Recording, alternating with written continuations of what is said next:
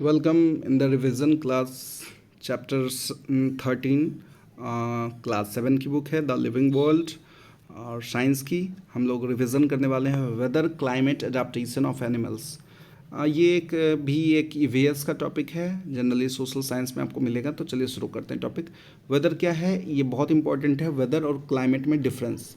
Weather जो है एक पार्टिकुलर टाइम एक प्लेस में जो भी हमारा एटमॉस्फेरिक चेंजेस होते हैं, टेम्परेचर चेंज हो गया, बारिश हो गई, ह्यूमिडिटी बदल गया, क्लाउडीनेस हो गया, प्रेसिपिटेशन हो गया, ये सारी चीज़ें जो होती रहती हैं इसे वेदर कहते हैं। वेदर जो है बहुत ही जल्दी बदलता है। ये आपको एक सॉन्ग भी मैंने बताया था कि उससे याद रखना कि वो बहुत ही कम टाइम में आपको चेंज होता रहता है। और जो वेदर की स्टडी है इसे मेट्रोलॉजी कहते हैं, यानी हर दिन जो आपको वेदर के बारे में इंफॉर्मेशन आता है ना, ये मेट्रोलॉजिस्ट देते हैं, वो साइंटिस्ट कहलाते हैं मेट्रोलॉजिस्ट। और मेट्रोलॉजी डिपार्टमेंट से ये चीज़ें आती रहती हैं। और वेदर के एलिमेंट क्या क्या हैं, अब क्या क्या चीज़ें चेंज हो सकती है। टेम्परेचर चेंज हो सकती है, सुबह में धूप आई, बहुत गर्मी गर्मी लग रही थी, तो इसका मतलब क्या है, टेम्परेचर चेंज हुआ है, ठीक है। और उसके बाद और क्या क्या, ह्यूमिडिटी, वाटर वेपर चेंज हो सकता है, बारिश वगैरह हो गई तो ह्यूमिडिटी, गर्मी के बाद बारिश हुई तो ज़्यादा ह्यूमिड है आपका। क्लाउडीनेस, कितना क्लाउड्स हैं, कितना वाटर इवापोरेट होकर राइज अप हो रहा है, कितने बादल बन रहे हैं, ये सारी चीज़ें भी वेदर पे डिपेंडेंट है। प्रिसिपिटेशन, और आपको पता है कि छोटे छोटे आपके ड्रॉपलेट्स क्रिस्टल क्लाउड में ग्रो होते हैं लार्ज अमाउंट में, तो फॉल होते हैं बारिश में, जिससे बारिश भी होती है। ये बहुत तरीके से होते हैं। अब हेल है, स्नो है, आप कहते हैं ना कोहरा हो गया, छोटी छोटी ओले गिरना हो गया, ये सारे चीज़ प्रेसिपिटेशन के अंदर आते हैं। विंड की बात करें तो हवा जो चलती है, आपको पता है कि ये कन्वेक्शन में पता है, तो हीट होने के बाद एयर ऊपर गया, उसके बदले हवा बहती है, तो ये भी हमारा वेदर के अंदर आता है। एटमॉस्फेरिक प्रेशर, जिसको एपी भी कहते हैं, ठीक है, ये भी वाइटल रोल प्ले करता है कि तुम्हें पता है तुम्हारे सर के ऊपर कितने सारे एयर हैं। अगर एयर के में भी मास होता है तो तुम्हारे सर के ऊपर कितना वजन है, ठीक है, और यही कहलाता है एटमॉस्फेरिक प्रेशर, ठीक है। एटमॉस्फेरिक एयर के द्वारा लगाया गया जो प्रेशर है वो आपका एटमॉस्फेरिक प्रेशर कहता है। ये याद रखना, तुम्हारे बॉडी में जब एटमॉस्फेरिक प्रेशर की बात आती है ना, तो हम लोग ये मत समझना कि सर के ऊपर ही लगता है, ये एयर जो है सारे तरफ से प्रेशर लगाता है, ठीक है। और इसका एग्जाम्पल अगर तुम्हें चेक करना हो ना, तो जनरली एक ना कोई केन जो होता है, कोल्ड ड्रिंक का जो बोतल होता है, छोटा वाला, जो एल्युमिनियम के होते हैं, उस बोतल को करना क्या कि हीट कर देना और सडनली आप उसे कोल्ड करना, तो देखना है एटमॉस्फेरिक प्रेशर की वजह से वो ना तुरंत श्रिंक हो जाएगा, मतलब वहाँ पे एटमॉस्फेरिक प्रेशर अप्लाई होता है। अब यहाँ पे एक इम्पॉर्टेंट चीज़ आता है AWS, ये फुल फॉर्म इम्पॉर्टेंट हो जाता है ऑटोमेटिक वेदर स्टेशंस, ठीक है। एक ऐसा मशीनरी वहाँ सिस्टम लगा हुआ है जो वेदर के कैलकुलेशन को कर कर हर समय अपडेट करता रहता है, और ऐसे स्टेशंस को कहा जाता है ऑटोमेटिक वेदर स्टेशंस। अब क्लाइमेट क्या है, मैंने बोला था क्लाइमेट आप 1-2 साल की बात नहीं है, ये 10 साल 20 साल 10 to 20 ईयर्स के आप वेदर कंडीशन को एवरेज लेते हो। जैसे कि मैं बताऊं कि कोई पूछे मुझसे कि फॉर एग्जांपल ये चल रहा है सेप्ट या अगस्त चल रहा है, सेप्ट की बात करें, सेप्ट में टेम्परेचर क्या होता है, तो मैंने क्या किया, मैंने ना पूरे सेप्ट में हर दिन का टेम्परेचर, हाईएस्ट टेम्परेचर और लोएस्ट टेम्परेचर का एवरेज करके, जो भी एक लगा मुझे बीच का टेम्परेचर, मैंने वो बीच का टेम्परेचर लिया। तो हम एक एवरेज टेम्परेचर जो लिए हैं, और वो मैं हर साल लेता हूँ 2023 से मान लो 2033 तक, मैं हर ईयर सितंबर का एक टेम्परेचर लेता हूँ पूरे मंथ का, और फिर सारे टेम्परेचर को मैं कैलकुलेट करता हूँ, एवरेज निकाल लेता हूँ। मैं गेस करके बता सकता हूँ ना कि मेरा जो नॉर्मल टेम्परेचर लगभग मान लो कि एक आ गया कि 32 डिग्री एक पल के लिए, ठीक है, तो हम ये बोलेंगे कि 32 के थोड़ा मोड़ा आगे हो सकता है और थोड़ा मोड़ा पीछे हो सकता है, यानी उसी के क्लोजेस्ट होगा आपका, ठीक है। तो ये क्लाइमेट जो है ये एक की चीज़ें हैं, ये एक एवरेज टेम्परेचर बताता है। और क्लाइमेट देखो, ड्राई क्लाइमेट, कोल्ड क्लाइमेट, ठीक है, ये सारी चीज़ें हम लोग इससे हम कह सकते हैं। क्लाइमेट वर्ड आया है ग्रीक वर्ड क्लिमा से, ये याद रखने की चीज़ें आप करिए। अब कंपेयरिंग क्लाइमेट्स, अब क्लाइमेटिकल जोन की बात करें तो आपके क्लाइमेटिकल जोन में सबसे पहला क्लाइमेटिकल जोन है एल्पाइन। अब एल्पाइन का मतलब याद रखना माउंटेन्स है, ठीक है।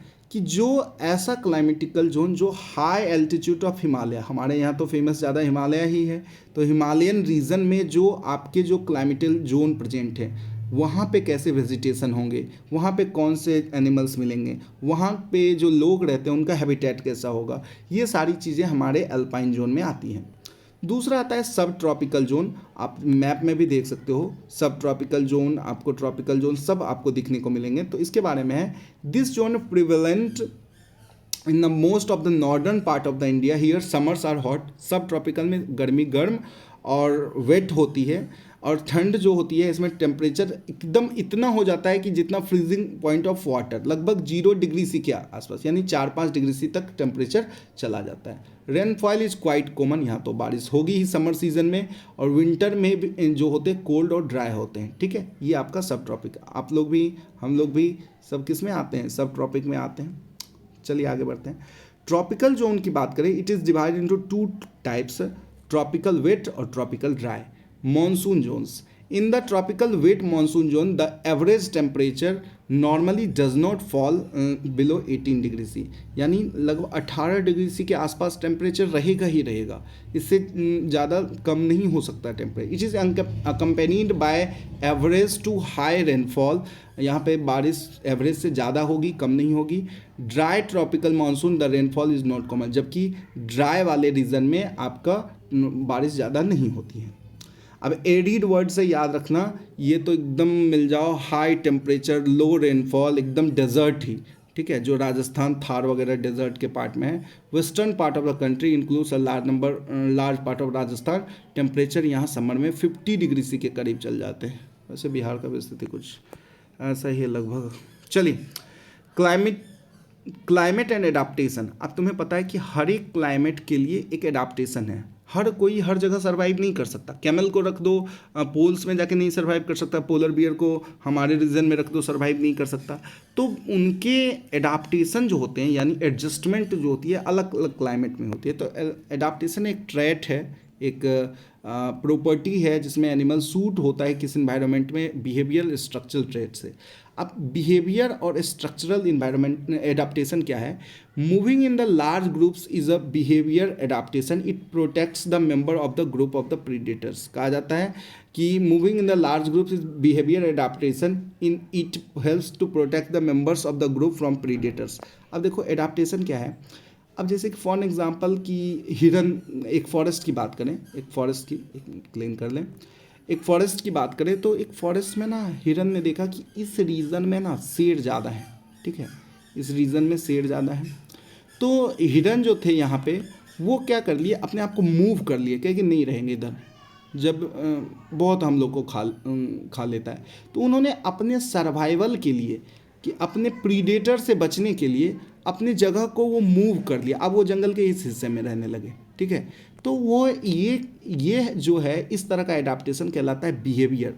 ठीक है, और the thick fur coat of polar bear, अब उनका बॉडी जो है, बॉडी का स्ट्रक्चर ही ऐसा है कि वो किसी खास रीजन, फॉर एग्जांपल कि एक बड़ा सा जोन था, मान लो कि हम इंडिया की बात करें। ठीक है, और मैंने ना एक याक को, जो मान लो लेह लद्दाख की बात कर रहे हैं, मतलब इंडिया का मैप तो ऐसा नहीं होता, लेकिन चलो ऊपर वाले रीजन में यहाँ पे याक रह रहा था, मैंने ना उसको पकड़ के उठा के बस में, वैन में डाल के, ट्रक में डाल के क्या किया, हरियाणा ला के छोड़ दिया। ठीक है, अब उसका बॉडी तो हरियाणा में रहने लायक नहीं है, पहली बात, या तो अब वो चल बसने वाला है, या अगर उसे कोई ऐसा मतलब मिला मीडियम, तो जिससे वो क्या है कि वो अपनी जोन की तरफ बढ़ेगा सर्वाइवल के लिए। ठीक है, और तो ये यहाँ पे इसलिए नहीं कि उसे मुझसे डर था या किसी से डर था, किसी प्रीडेटर से डर था, यहाँ पे उसका बॉडी का स्ट्रक्चर ही ऐसा है, कोई स्ट्रक्चरल एडाप्टेशन की ओर प्रेफर करता है और वो अपने जगह को चेंज करता है। पोलर रीजन जिसे फ्रीजर जोन भी कहते हैं, ये आपका कुछ दिया हुआ है, आप याद रख लेना नाम। ठीक है, यहाँ पे कौन सा वेजिटेशन, कौन सा एनिमल, ये आपको याद रखना है। The average temperature of winter of Arctic is -30, इतने हो जाते हैं। ठीक है, coldest temperature ever non earth is -89, इतना तक टेम्परेचर अर्थ पे चला गया है। बताइए, उसके बाद कुछ एनिमल के बारे में जानते हैं। ठीक है, चलिए शुरू करते हैं। पोलर बियर के पास फर हैं, इनके बॉडी में फैट भी ज़्यादा होता है, स्किन के नीचे फर भी होते हैं बड़े बड़े लंबे लंबे, कलर भी वाइट होता है कि ये क्या करें, ये सर्वाइव कर सके ज़्यादा से। इतने ठंडे वाले जगह पे भी रहते हैं, वहाँ पर भी इनका बॉडी टेम्परेचर ह्यूमन के ही जैसा रहता है 37 डिग्री सी। बताओ, ये रह रहे हैं -37 डिग्री सी वाले में, लेकिन फिर भी बॉडी का टेम्परेचर कितना है 37 degree C.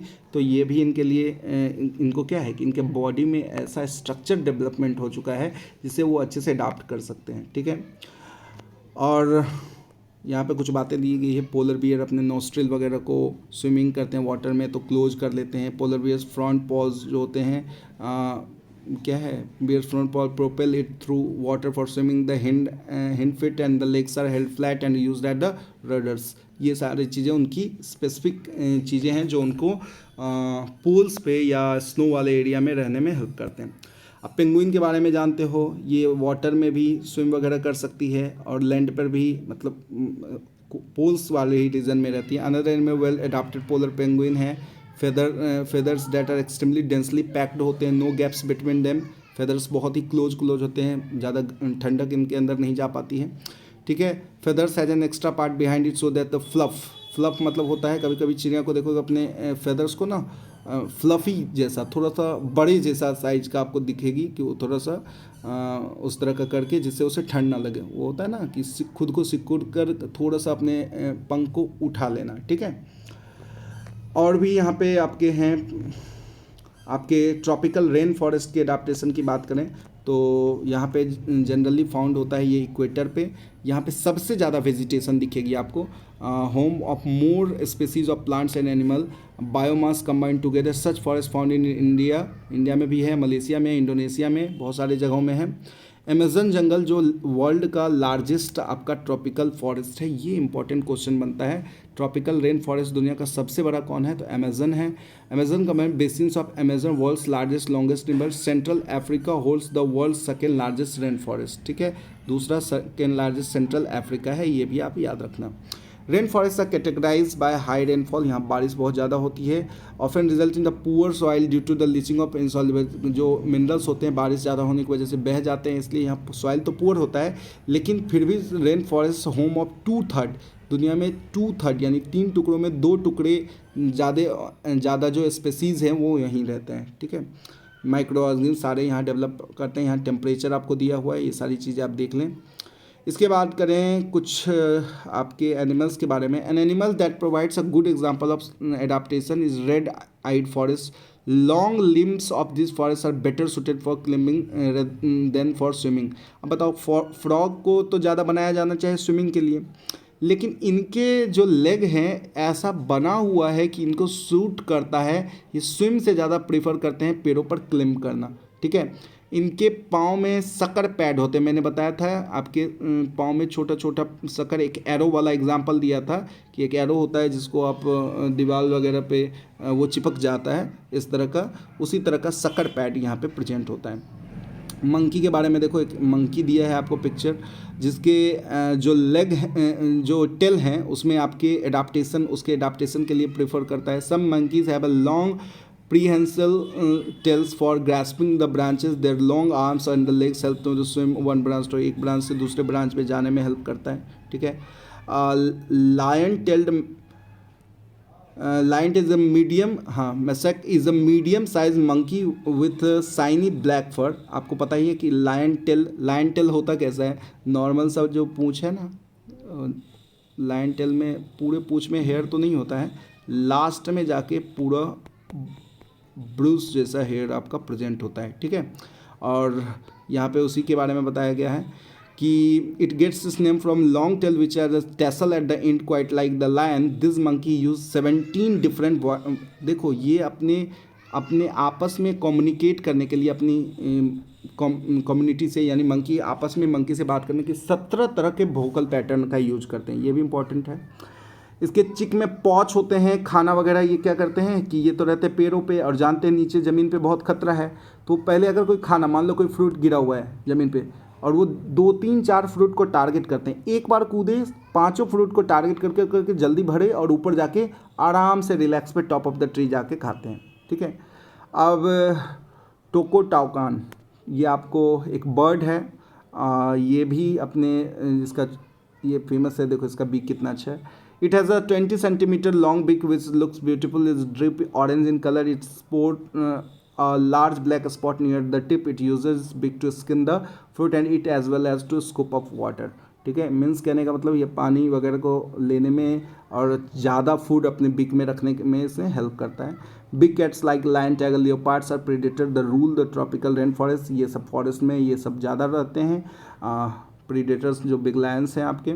Flexible body design है जंप करने के लिए, रन करने के लिए, क्लिम्ब करने के लिए। आप देखते ही हैं कि लेओपार्ड वगैरह पेड़ वगैरह पे भी चढ़ जाते हैं। शार्प टीथ हैं, कार्निवोरस हैं ये लोग। Scissors like tear to flesh, big eats hunts at night, ये आपको बताया गया है। Elephant has adapted to the condition of tropical rain forest in remarkable way, its nose and upper lip are fused to form a long tongue. तुम्हें पता है कि animal में एक अलग बॉडी पार्ट है जो जनरली आपको कहीं देखने को नहीं मिलता, ये ट्रंक कहलाता है। ये ट्रंक बहुत ही ज़्यादा हेल्पफुल है इनके लिए। अब इनमें 1,50,000 मसल्स होते हैं, ठीक है, ये भी आपका याद रखने का पॉइंट है। अब ये बहुत चीज़ों को हेल्प करता है, लीव वगैरह तोड़ने में, वाटर स्प्रिंकलिंग करने में, बात करने में, बॉडी को कूल डाउन करने, ठंडा ड्रिंक करने में, ठीक है, डिटेक्ट करने में, ऑर्डर स्मेल वगैरह को। इनकी आई साइट थोड़ी पुअर होती है लेकिन ये स्मेल कर सकते हैं ज़्यादा अच्छे से और ये सुन सकते हैं ज़्यादा 1.5 किलोमीटर तक। Tusk of elephant the largest है बेस्ट, दुनिया का सबसे बड़ा दांत जो है इन्हीं का है, हाथी के दांत जो दिखाने वाले हैं, ठीक है, और खाने में तो हेल्प करता नहीं है। चलिए, तो यहाँ पे कुछ एक्टिविटी है, इसके साथ ही कीवर्ड्स आ जाता है। Adaptation, atmospheric pressure, climate, humidity, metrology आसान है, पोलर रीजन, ट्रॉपिकल वेदर, और इसके साथ क्वेश्चन आंसर मैंने पहले ही करा दिया है। मिलेंगे अगले वीडियो में, थैंक यू।